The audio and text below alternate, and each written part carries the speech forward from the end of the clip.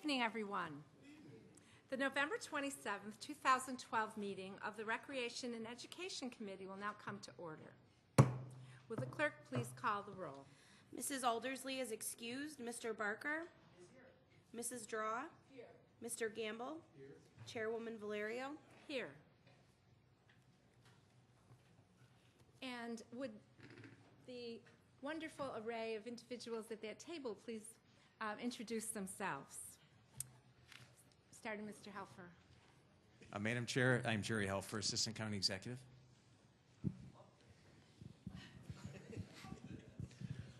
Scott Adair, Director of Finance. Tony Feroci, Controller. Larry Staub, Director of Parks. Dave Ronaldo, Deputy Director of Parks. Larry Sorrell, Zoo Director.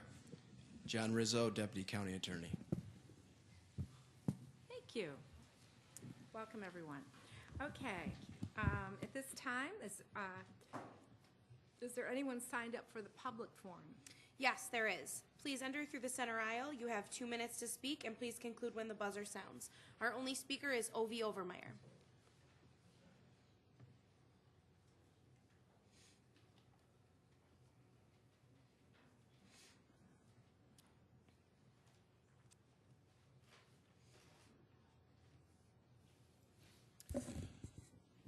Hello, my name is O.V. Overmeyer.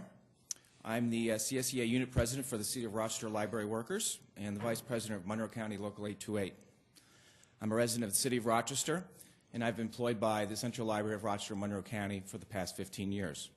And before I go any further, I want to publicly thank Legislator Carmen Gamina. I'm not sure if he's in here, but Mr. Gamina has been very good to us. I want to personally thank him for his attendance at our board meetings and for showing a genuine interest in how we deliver services, library services in Monroe County. For over 100 years, CSEA has been committed to partnering with our employees to improve public library services and work with libraries, library systems, library associations, trustees, other library advocates to help assure our public libraries meet minimum standards of public libraries in New York State. I'll spare you the details talking about ROIs, performance indicators, and measurements. I know you are all well versed on how instrumental library services are to the quality of life here. But I will say the Monroe County Library System will we anticipate circulating over 8.1 million items in 2013. So let me get straight to the point here. New York State section of the regulations of the Commissioner of Education set a single 11 basic standard equivalent where access to public libraries and services and resources have a minimum standard. This minimum standard is imperative in order to satisfy information and educational needs for all our local residents and to be compliant with state funding requirements. These standards promote quality local public library service in all our communities. Additionally, these standards empower libraries to strengthen our community relations and support a culture of transparency, accountability, and continuous improvement. One of the most important benchmarks of these standards is with population densities that require our central library to remain open for more than 60 hours per week. Education law also stipulates that we must maintain a facility to meet community demand, to include adequate staffing, space requirements, lighting, shelving, and all that other stuff.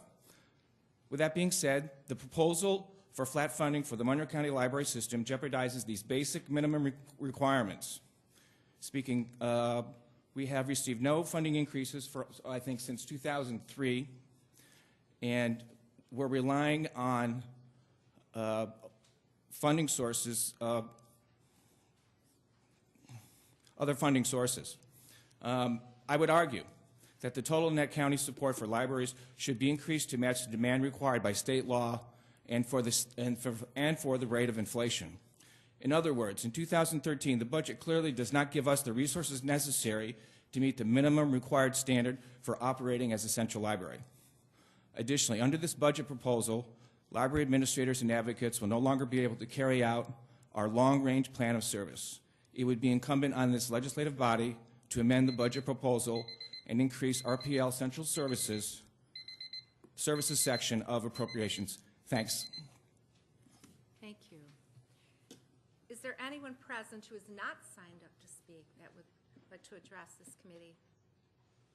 Okay, there being none, we have a special guest, and I would like to introduce Kate Bennett, who's the Executive Director of the Rochester Museum and Science Center. And she's here to give us the presentation. Thank you. Thank you so much. I appreciate, on behalf of everyone at the Museum and Science Center, we appreciate the opportunity to come before you and speak. Last night we talked to planning and development. Tonight it's going to be a little more fun because it's recreation and education, and we want to show all of our sides to you. First of all, I want to thank you for the appropriation that, while it hasn't changed in more than a decade, has enabled us to continue to care for the objects that we hold in trust for the community and to do the many things that the county and its citizens has asked us to do to help the community learn and get enthused about science, technology, engineering, and math, and to add a little fun and spark to learning, which we all know is a commodity that's more and more missing and necessary in our lives. So we have some wonderful plans, wonderful things that we've done this year. We turned 100. I hope you all have our centennial pin. You'll see some changes in us in the future. Some of our plans have been laid out to connect the museum and the planetarium, but mostly we're working on more wow experiences so that in the spring you'll see a new electricity theater. And in a minute, Tim Colley will be introducing you to some of the activities of the electricity theater. Later on, we'll have a construction exhibit that will enable people, especially young people, to learn about the careers in construction, which we think are a perfect entry point for kids who might not be college-bound. They're wonderful jobs that give them a great living, and we want them to know about these opportunities. So, you know, a little bit about electricity, a little bit about construction, and in between, a lot about education. We open in January a very memorable, important exhibit for this community. It's called Race, Are We So Different? And the idea is, no, we're not very different at all. We may be culturally different. The idea is to bring people together to explore an exhibition and have conversations that have people understand that together we can build a more vital community that is more diverse and more giving of one another. So we're hoping that you'll all visit. That's between January and April. So now let's get on with the show. Tim Colley is our outreach educator, and he is in charge of many fun things at the museum. One of them is that we work on behalf of the Water Education Collaborative, making sure that we're teaching people about how to keep water clean. You know about Larry H2O Hero. You've heard about him. Well, Tim is one of our H2O heroes and is often in the schools. So we thought it'd be fun for you all to have an experience with Tim Colley doing electricity tonight. All right. Hey, thank you very much, Kate. As Kate said, we are going to be opening towards the end of spring, the electric theater. And when you think of electricity, who do you think of? Edison. Everybody thinks of it, but think even further back. Benjamin Franklin. Ben Franklin, exactly. Benjamin Franklin discovered electricity, or at least coined the phrase electricity. And there's someone else that no one ever really mentions, but has anyone ever heard of Tesla? No, not the heavy metal band, sir. There's always a headbanger in the bunch, you can tell. You turn around, I shows right from the get-go. There's like Nikola Tesla, not too well known, but you can't get through life without actually using something that he invented. As a matter of fact, I see probably a bunch of people here have cell phones, and Nikola Tesla, when he started out, he came up with the idea that you could actually talk to one another on the phone without using wires. And at that point, Edison told him he was crazy. Well, truth be told, Tesla was kind of nuts, but he had the right idea. And he had the idea to come up with electricity for everyone to use, and he had the test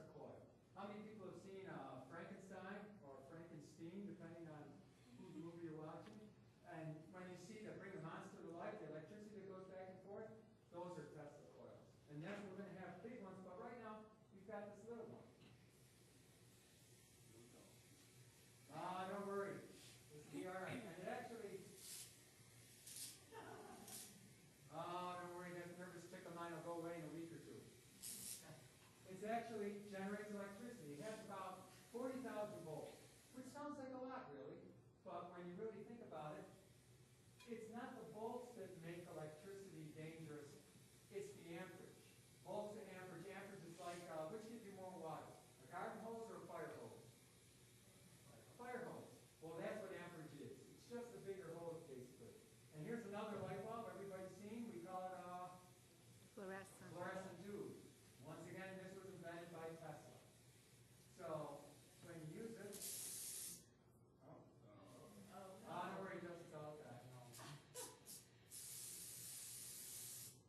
We turn around and we have a little bit of it's got to turn back on. There we go.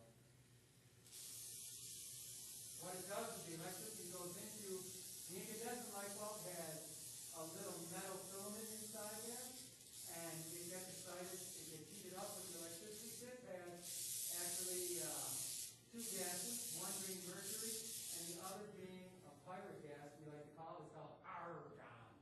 And now what I need is 3 volunteers. Someone is going to show up. Good man, here's one. 2, 3. All right, 2 ladies in the back. That's all right. Come on up. It's okay. Hardly anyone gets hurt during this one. Maybe 3 people. I know you see 4 up here, but I always manage to let go just at the right time. It's an enigma. All right, what's your name, miss? Mackenzie. I want you to hold on to this with either hand. And your name? Becca, you're going to be at the end. Come on along here. And your name, sir? Mike. Mike, stand right in the middle here. Now go ahead and hold on to this, Mike. Becca, hold on to this. Mike, hold on to that. Don't worry, don't worry. The last person Gonna we form did a this with is out of the circuit. hospital and everything. And right now, hold on to this. Now, the best part about this is, right now we've got Mike. It's like a thorn between 2 roses. You tell this to the little kids and you say, and they look at you like this, go, use it later on and like you score points, and they go, what do you mean? I go, never mind.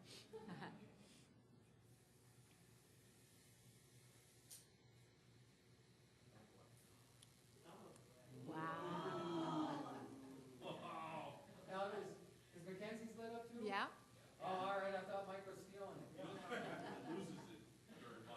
Well, what are you going to do right now? What's really cool about this is, right now, do you guys feel anything? No. And you won't for maybe 3 to 4 hours. And then there'll be a little tingling sensation and that nervous tick I talked about, but that usually is only a week or 2. Actually, right now, the electricity is going across their skin. It's not going into their body. So it all goes, if you look on this one, now put those 2 together. This is as close as I get to a Mercedes. But what this does show everybody is it talks about basic electricity, about simple circuits, and the cool part that we're going to have, you guys, thank you very much. The cool part is we're going to have 2 6-foot-tall Tesla coils that will actually play music. And we'll have it in the big theater when it's there. You guys are going to have to come and see it because we'll put you in they call it the death cage, but it's a Faraday cage. And you can watch the giant bolts come right at you. But for right now, that's all my time. I think I probably went over. Well, thank you. Thank you. Any questions? Or? Does anyone have any questions from the committee? All right, there being none. Oh, I'm sorry, President.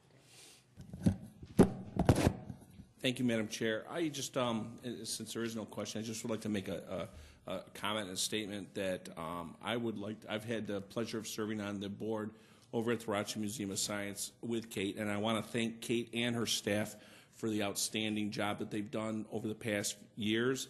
They are celebrating their 100th year there, but I will tell you that they don't think like they're 100 years old. They think like they're 19, which is a great thing for our museum. I'm particularly pleased with the direction that they're heading in As you know, if you were part of planning and or planning a few years ago or a few months ago, we had MCC come in here and talk about the importance of having trades and learning the construction and that kind of stuff. And I think that they are right on with this, and it goes on with the economic development that we want to get going in Monroe County. So, Kate, thank you your staff, and thank you, Mr. Electricity. Yeah. Yeah. Thank you so much. Thank you. We really appreciate. Kate, when you talked about the wow factor, and when President Adair just talked about acting like you're 19, the fact that you guys are willing to try and do almost anything for the community made me remember just about a month ago I was at a wedding at the planetarium.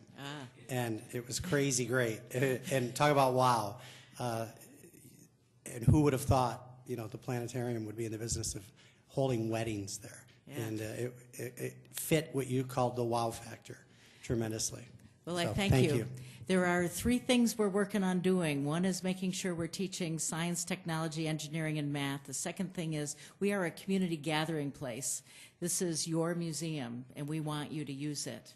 And every day we want people to come in. So we appreciate the opportunity to serve. Thank you. Thank you. Well, now for more entertainment, we are going to have at this time Scott Adair, who is going to present the proposed 2013 Monroe County operating budget as it pertains to the Recreation and Education Committee. Sparks are going to fly.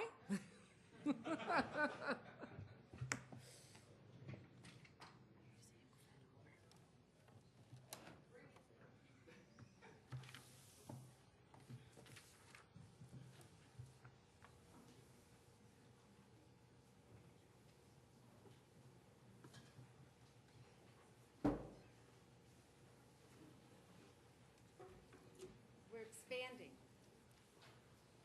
We're moving our horizons. You didn't realize this was one of our parks, did you, Mary? I mean, I think I've been to most of them, but I missed this one. Stone Cliff over, it's maybe not ours, but thank you. Technology always gets me, and I apologize for this, but we're working on it.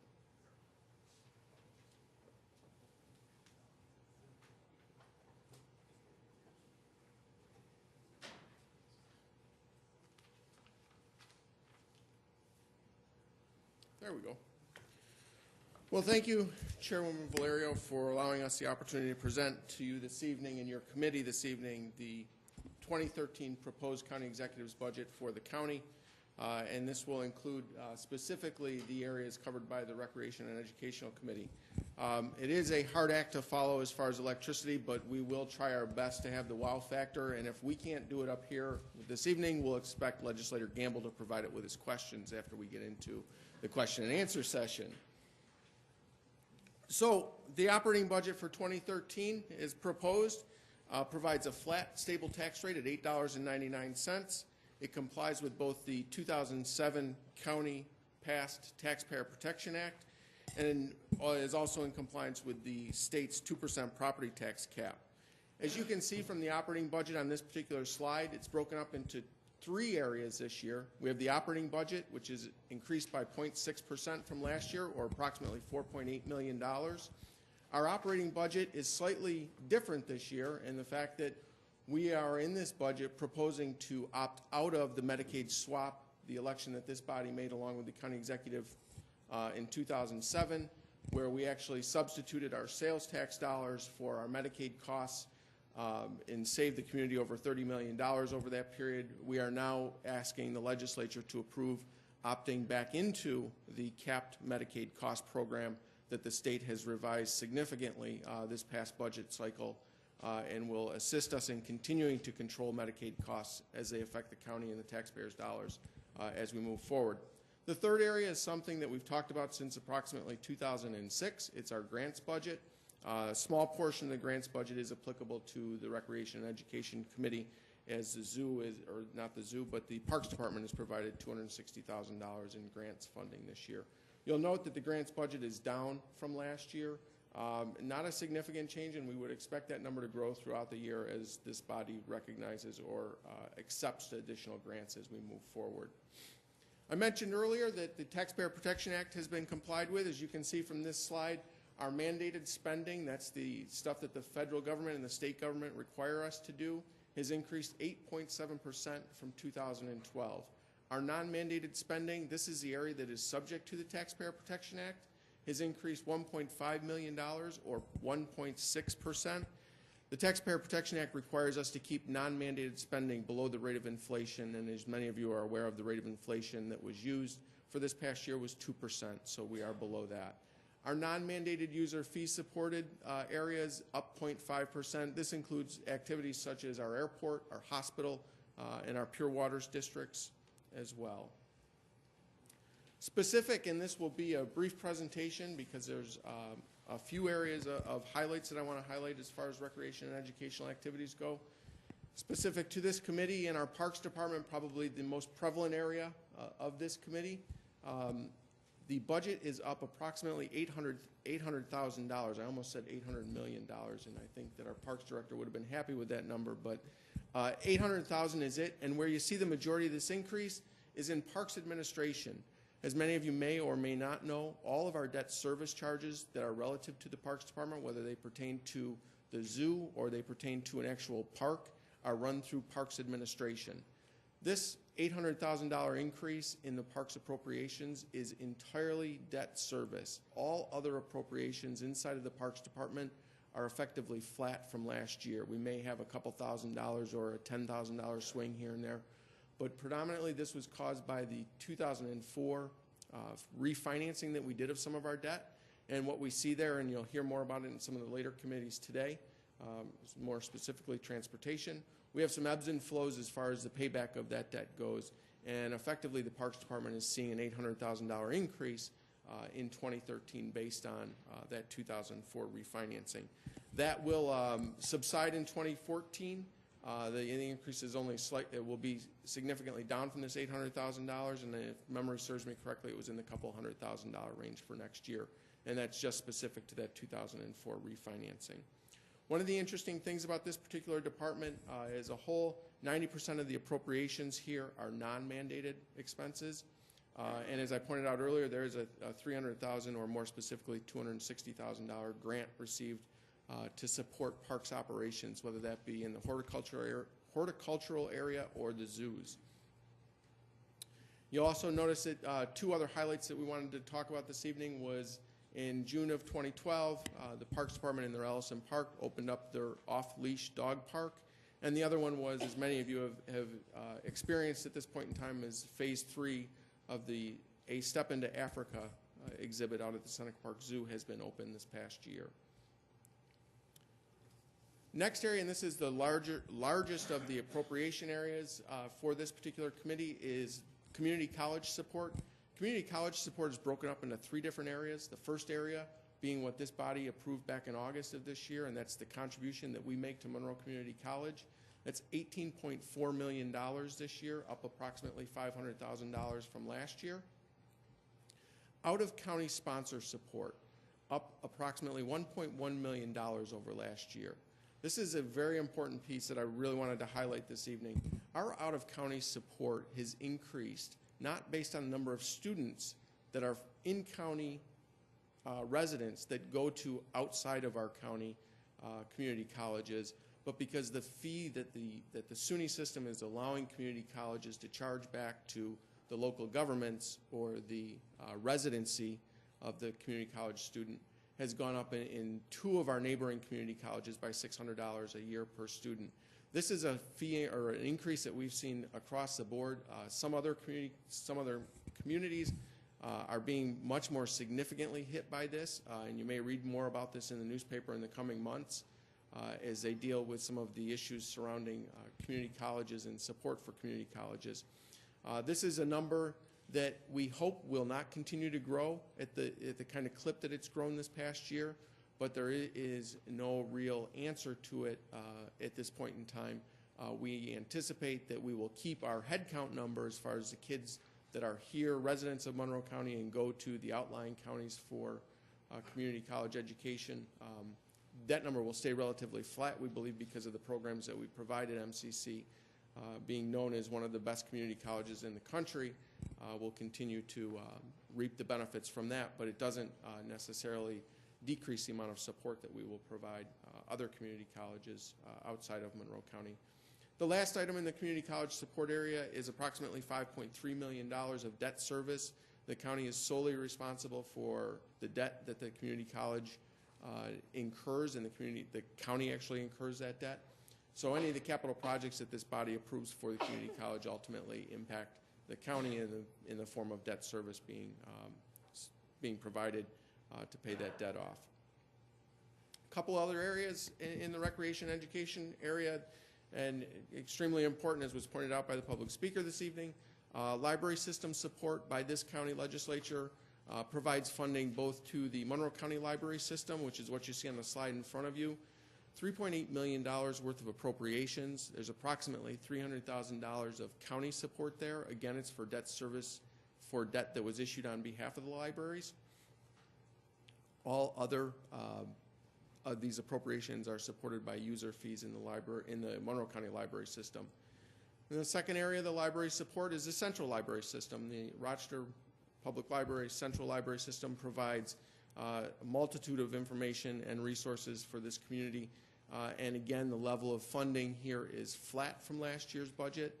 It's $6.8 million. I think we talked earlier this evening, the public speaker spoke earlier this evening about not an increase in county support for the central library system since 2003, and it was actually 2010 was the last time that we had increased support to the library, central library system by appropriating $207,000 of fund balance to provide additional support to them. Other educational support that we provide throughout the community is really in the form of two areas. The Monroe County Cooperative Extension, Cornell Cooperative Extension is more commonly referred to, is provided $225,000 of support. In addition to that, the Monroe County Soil and Water Conservation District is provided $50,000 worth of support for their endeavors. One of the items you'll notice here, a drop of $91,000 from last year. As I pointed out last year, the Cultural Commission, which we provided support for the East End Garage previously, that debt service was paid off at the end of last year, so that $91,000 appropriation that was paid for out of hotel motel tax previously has disappeared from this operating budget. With that, that concludes my presentation, and I'd be more than willing to take any questions as soon as I get back to the table, where all the answers are. Thank you. Thank you.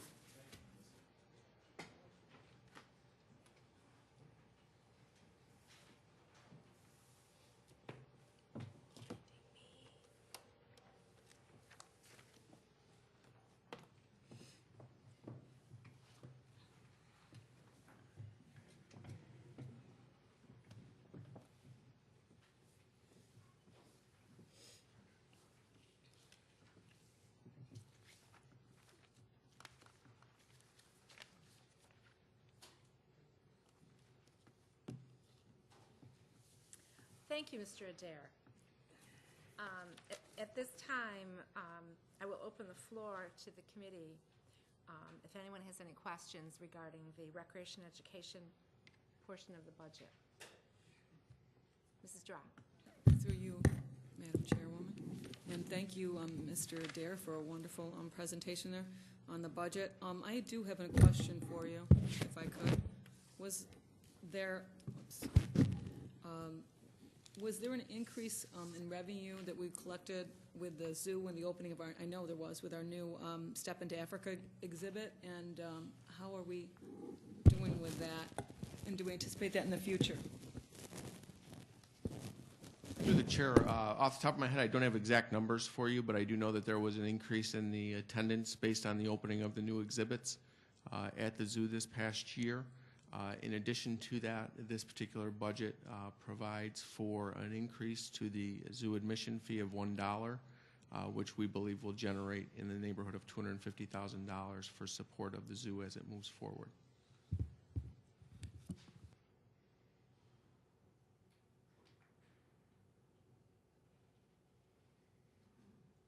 Do you have another? Yeah, just grab it. Just pick it up. Yeah.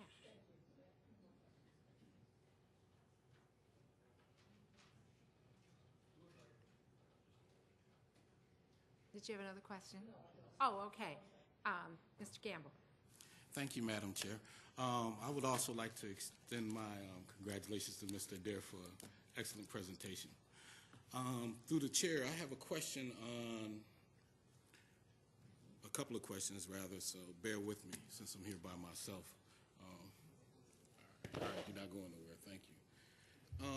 Park fees, there is a new fee, overtime use of signatures, premiums, and five-star lodges of $100 per hour.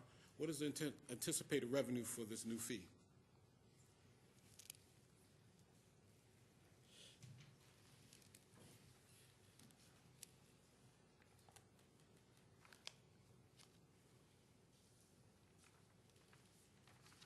Through the chair, this is a first-time fee for this particular area, and since it's an overtime usage, we effectively did not budget any revenue for this.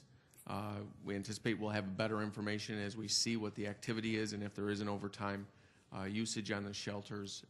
But we felt as though this was important to put in here in order to make sure that people were cleared out of the facilities when they were supposed to be cleared out of them previously without any quote-unquote penalty for staying longer. It has created minor issues in the past, and so we felt as though this was appropriate to put in the budget at this particular time. But there are no additional revenues included in the budget from this particular source this year. As we see what the activity is in 2013, we will determine what that number should be for 2014. Thank you. Through the chair, would this fee be possibly coming out of the security deposits that is being required for these facilities, or? Through the chair, that is distinctly a possibility from our perspective, yes. Thank you.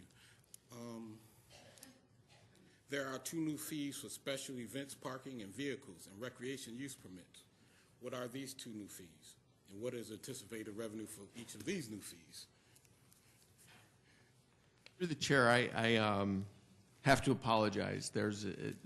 We last year, I think you'll remember this from this committee, this particular fee was increased. I believe it's showing up as $5 now in the book. That number should be $10. We're not changing it back to the old rates. Okay. So we will be providing you an amended page to the budget for that. Okay. This was honestly simply a typographical error that we did not catch until after we had actually published the book. In the budget, we anticipated the $10 as being the fee associated with this. And as a matter of fact, as early as this morning, I was going around seeing what the proper channel was to make sure that we could get this corrected before this budget was adopted. And unfortunately, the day got away from me to be able to contact the right people. That's understandable. You're a busy guy. Madam Chair, in the division Recreation and Education Programs 8806, in their performance measures, page 326, there appears to be a big push to maximize permits and the number of events. Is this the case? Has the department received feedback from neighbors around these venues?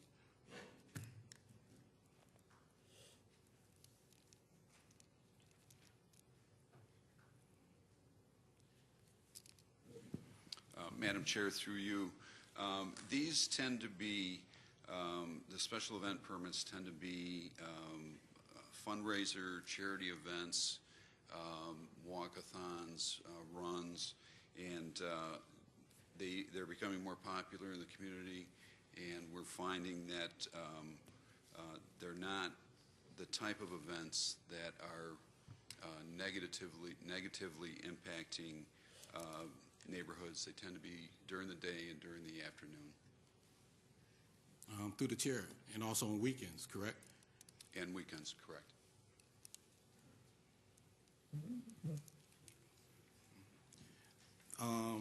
Through the chair, under the budget summary revenues, there is an increase in park fees from $2,864,000 to $3,133,000. About a 9% increase. Is this only the result of the increase in zoo admissions, or?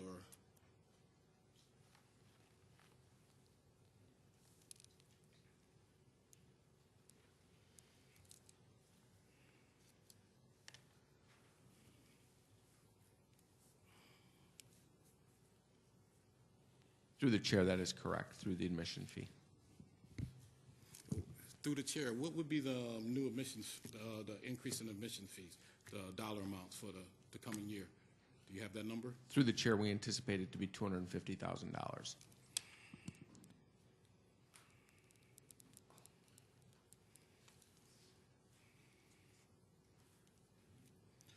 Okay, through the chair, the fifth bullet on page 311, what steps, hurdles still need to be taken to achieve accreditation?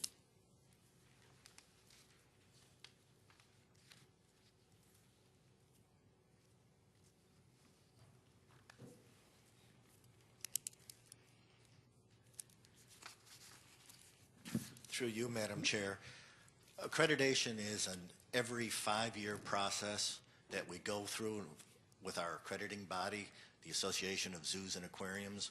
It is a process that starts in September and extends through the following September, which includes an application packet that we have to send to the association, a site visit of colleagues from other zoos, and then an appearance before the Accreditation Commission. We have started the process of filling out the application, which will be submitted mid-February, and then we'll start arranging for the site visit and then the appearance before the commission. Thank you very much. Through the chair, what is the latest update on the bikes in the park?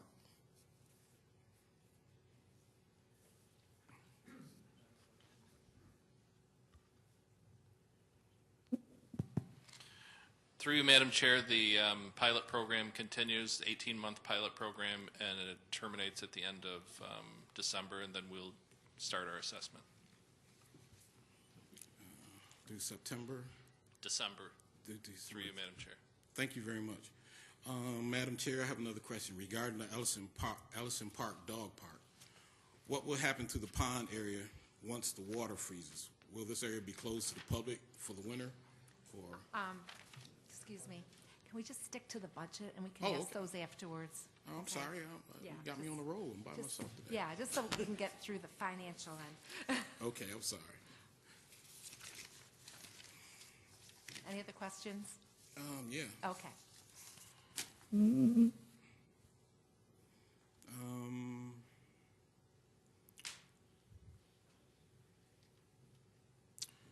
The golf course? Madam Chair, when were the fees last increased?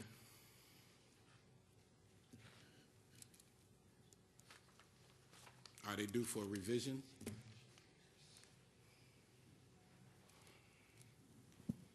Through you, Madam Chair, they haven't been increased during the 6 years that I've been there. I would say that we're in a very competitive market with our golf courses, and we are, if anything, on the high side. Thank you. Through the chair, again, about the golf courses. There's been a lot said, and I know you've been working adamantly with those people or various groups about the maintenance of the golf course. Have we come to some kind of resolution or some kind of impasse, or what's the situation with them? Are we going to invest more money? Are we talking about looking at different operators, or could you give us some insight as to what's going on with them? Once again, if it's not germane to the actual budget, could we save that for a private conversation with Mr. Madam Starr? Chair, sorry. Thanks. What Only is the because we have actual- other committees. What is the actual cost of our golf upkeep or the contract with our person who upkeeps on the golf course? What's the actual payment? Through you, Madam Chair, there's no county payment. The operator actually pays into the trust fund toward capital improvements, percentage of the golf fees. So the golf courses are run by the private operator. They collect the fees, and they actually pay us. We don't pay them. Thank you very, very much. That concludes my questions, Madam Chair. Thank you. Are there any other questions at this time? Okay. Well, thank you for your patience and for answering all of our questions. The next item on the agenda is the approval of the minutes. You have July 25th, holy cow, 25th, 2012 minutes before you. They will stand approved unless the clerk is notified of any changes by the end of the day. The next item is new business. Referral 12-345. Moved by Mrs. Strauss, seconded by Mr. Barker. Just give me a second to get my paper in order here. Okay, is there any discussion on this? Okay, there being none, all those in favor signify by saying aye. Aye. Any opposed? Item carries. Next item? Referral 12-353, authorized. Okay, before we entertain questions, Mr. Staub is here to give a brief presentation on this topic. Are you okay over there? Did you want to come by the mic? Okay.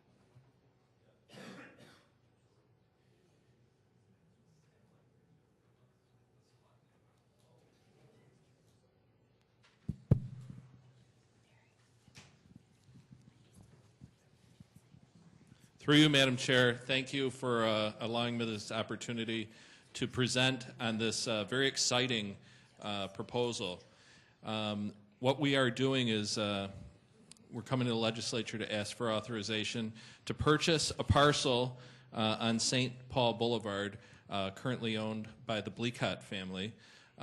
It is located right here on St. Paul, and behind the old farmhouse that's part of that property, which is in impeccable shape, there is a large plot of land that's level and is a great spot for additional parking, which is desperately needed at Seneca Park. Our parking needs at Seneca Park, primarily because of zoo attendance and increasing attendance over the years, is at capacity about 50% of the time during our peak months, which span from May through Labor Day, about 120 days. So for about 60 of those days, we are at peak capacity in our current parking lots, which include the main lot, our current overflow lot, and we have to direct visitors down into the lower park, which we do not like to do, where they tend to park along the shoulder, rip up grass. We also turn people away, which we don't like to do either.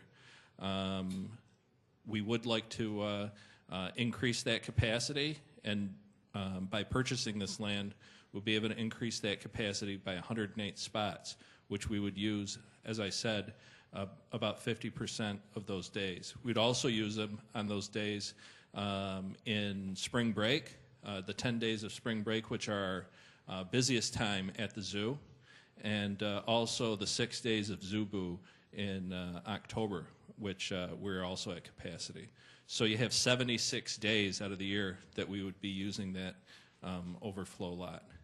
To get to that parcel, it brought up a challenge, which we seized and found an opportunity here, which is the CSX property, which runs along Seneca Park to its east. The CSX property has been something that we've looked for and looked to purchase as a county for over a decade. And this presented us with another opportunity to revisit that and go back to CSX in Chicago and talk to them about purchasing it. Previous attempts to purchase were wildly high in their appraisals, and we did not feel comfortable with purchasing. This time, through our real estate division with Tim Murphy, we were able to convince CSX to agree on a local appraiser, and that local appraiser came up with a value that we felt was fair. So we are also proposing to buy the CSX line along the entire perimeter of Seneca Park. That would allow us access from the current overflow lot into the new lot that we propose to build on the Bleakot property, but it would also provide us with an opportunity that we've looked for as I said, over a decade and longer, the ability to control the border of our property. This CSX property, which runs a couple of miles, at its narrowest, it's 60 feet. At its widest, it's about 100 feet. It's become basically a no man's land of undesirable use along our park. Snowmobiles, not that snowmobiles are bad, Legislator Colby. Snowmobiles, dirt bikes, ATVs, kids throwing rocks at houses, kids throwing rocks at elephants, drug deals, drug use, very undesirable activity. And this corridor really perpetuates that. The neighbors, we've spoke with them. They're looking forward to the opportunity to get control of this again, having it under one jurisdiction. And we also spoke with some of the folks at the Olmsted group at the Landmark Society, and they're very excited that we were able to come up with a proposal that expands parking outside of the historic park. So I think it's a win-win for everyone. It's the right opportunity. It's you can't choose your moments. The property became available on St. Paul, allowed us to go back to CSX, so it all fell together, and here we are. Thank you, Mr. Stott. I forgot to indicate that the motion was moved by Mrs. Straw and seconded by Mr. Barker. At this time, are there any questions? There being none, all those in favor signify by saying aye. Aye. Any opposed? Item carries. Next item. Referral 12-354. Okay, moved by Mr. Barker, seconded by Mrs. Straw. Any questions at this time? There being none, all those in favor signify by saying aye. Aye. No? Nays? None? Okay, item carries. This concludes the new business. Is there any unfinished business to come before this committee? Okay, there being no unfinished business, the November 27th, 2012 meeting of the Recreation and Education Committee stands adjourned. The next meeting of the Recreation and Education Committee is scheduled for December 18th, 2012. Thank you all.